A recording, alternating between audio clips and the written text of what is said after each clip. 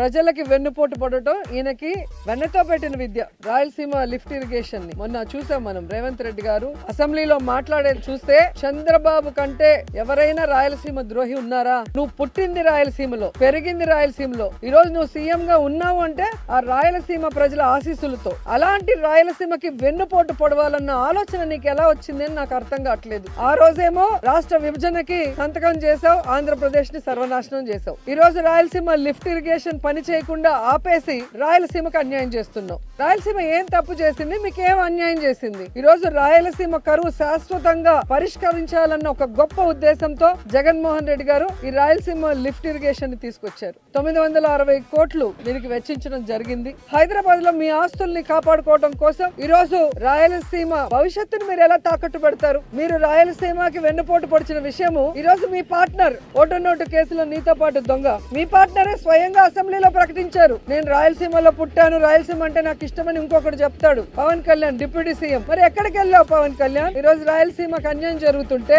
ఈ రోజు రాయలసీమకు వెన్నుపోటు పోస్తుంటే చంద్రబాబు నాయుడు గారు ప్రశ్నించకుండా కత్తందిస్తున్నావా? దీనికోసమైనా నువ్వు పార్టీ పెట్టింది? దీనికోసమైనా నువ్వు కూటమిలో చేరింది? దీనికోసమైనా చంద్రబాబు నాయుడు గెలిపించింది?